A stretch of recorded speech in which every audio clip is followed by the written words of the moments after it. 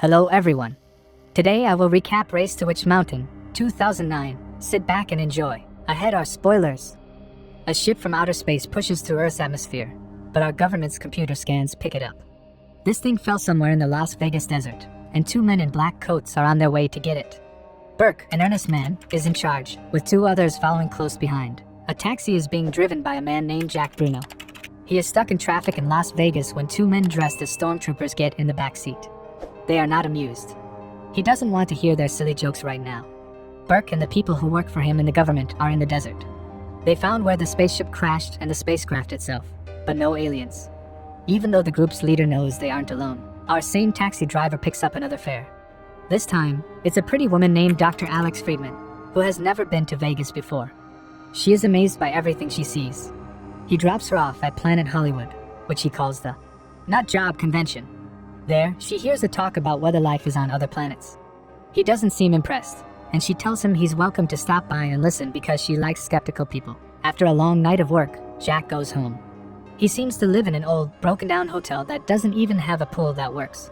He has a lot of bills and tax notices from the IRS that are past due. He hits a punching bag until his neighbor yells at him through the wall. To keep people away, the city says a chlorine spill caused the alien spaceship crash.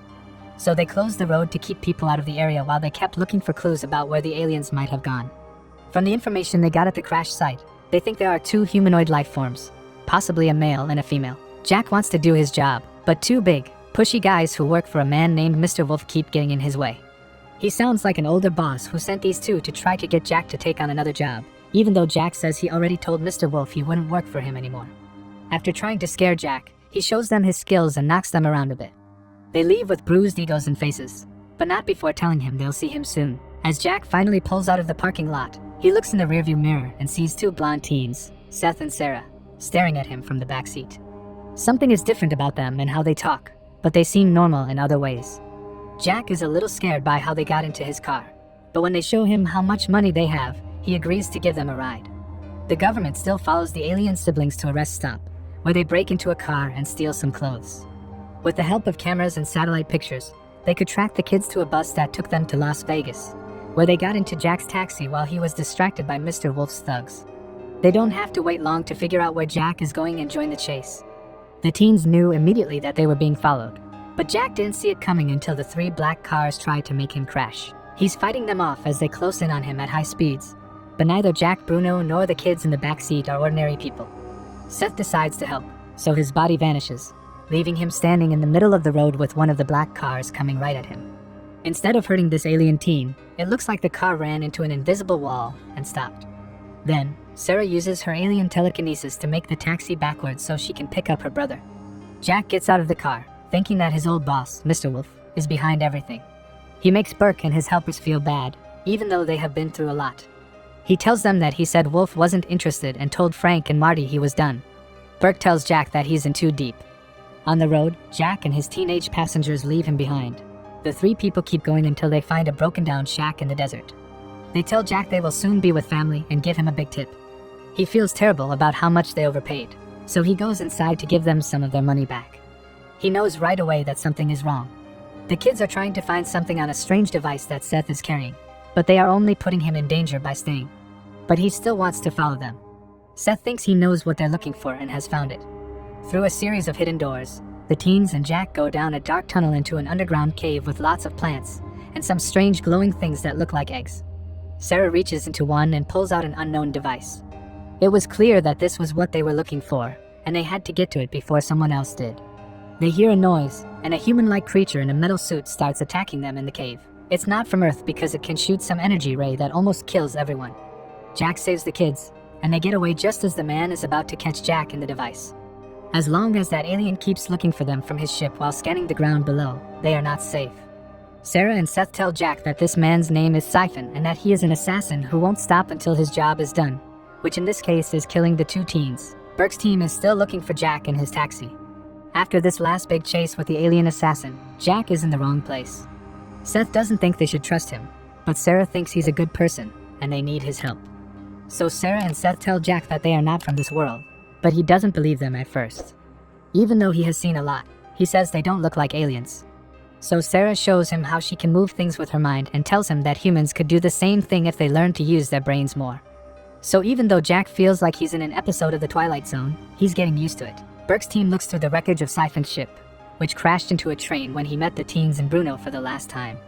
They realize that Sara and Seth are no longer the only ones in the world. The three of them barely get the taxi to the nearest town, where a man named Eddie Cortez is sleeping in a shop. Even though they say they're closed, he helps them out when Jack says he'll pay 3 times as much. They go to get something to eat while waiting. Sara tells Jack that she can also read minds, which makes Jack scared and confused. Tina, an excellent waitress, asked to take the kids to the bathroom so they could wash up because they look dirty. Jack's boss calls him and asks when he will be done with his fare. He tries to get away quickly by telling him things are complicated. "Please clean my cab," I said, but it was too late. Burke and his team found out where he was and headed in their helicopters in that direction. Burke calls Jack because he doesn't have much time before he has to leave. He tells Jack that he works for the Department of Defense. He tells Jack that he needs him to give up the kids, and if he does, he can leave without getting another mark on his already lousy record. Jack hangs up the phone and almost seems to agree with Burke's request, but he quickly comes up with a plan to distract them. He tells the table with the town sheriff and all of his deputies that a group of men with guns is waiting outside the diner. That doesn't make the sheriff happy, so Jack's plan works. The waitress, Tina, helps Jack and the kids escape through the back door, which leads to a roof hatch. When Seth puts his hand through that metal hatch to unlock it from the outside, he shows off his extraordinary skills again. Sara tells him that he can control his molecular density and phase through objects or take a big hit, and Jack realizes again that he's gotten into some crazy stuff. Sara makes a friend out of an angry junkyard dog using her telepathy. She even invites him to go with them, which makes Jack unhappy. Seth is still not sure about Jack. He says that he doesn't think people will help him. Sara can read Jack's memories and see that he met Dr. Alex Friedman briefly. Dr. Friedman might be the only person who can help Jack find the doctor at the convention where Jack had left her. During her speech, a group only wanted to talk about conspiracies and crop circles instead of her more factual findings. This made her very angry. When Jack and the teens came to her, she didn't believe him. But when she saw what they could do, she couldn't deny it, just like Jack. Seth and Sara showed her more than just her skills when they brought out a holographic diorama of their galaxy and told her why they were there. They come from a planet dying about 3,000 light years from Earth. The two want to stop their military from trying to take over our world so that their species can live longer. Their parents found out that an experiment had been done on Earth that could bring hope and balance back to their planet. But they were arrested, so they're here to get it. This is what the Syphon tried to steal from him back at the deserted cave in Shack. "We need to find your spaceship immediately." And the doctor reluctantly agrees to help, but she says she needs help from a colleague named Dr. Harlan. Harlan is a little crazy about conspiracies, but some of his connections can help them. He shows them plans and a bird's eye view of the building where Seth and Sara's ship is kept. Jack thinks everything is too dangerous for Dr. Friedman to be involved with, so he wants her to stay behind. She tells him no and smiles flirtatiously at him, telling him to stay out of sight until she returns from the hotel to get her things. Sara tells Jack that the doctor was thinking about him, making him happy and taking his mind off trying to find the teens. Unfortunately, Wolff's 2 goons from earlier grab him before Jack can find them. He gets away from them and runs through the convention. The Syphon is one of the many costumes. Jack finds the kids, but Sara has to make a scene and throw the Syphon through a wall of TVs so that he doesn't shoot the crowd of people, and Burke and his men are still chasing them. Sara's skills are again used when she sets off all the slot machines to keep people from noticing her. When the taxi drives away, Burke's team has to follow it to the Las Vegas Strip. When they finally have it in their sights, Dr. Harlan and his friends say, "Hello, Earthlings," to throw them off. That means Jack, Friedman, and the kids are leaving town in Harlan's RV and heading to where the ship is being held. During their trip, Friedman talks about how she thinks things like this are sometimes just how the universe works. Jack makes it sound like it's fate. When they reach the mountain's bottom, they hide the RV by hiking through the rocks, but it is all a trap. They put the kids to sleep before putting them in a car. Burke and his men are already there waiting, taking them away to be used for experiments and other horrible things. Friedman and Jack try to stop him, but they fail.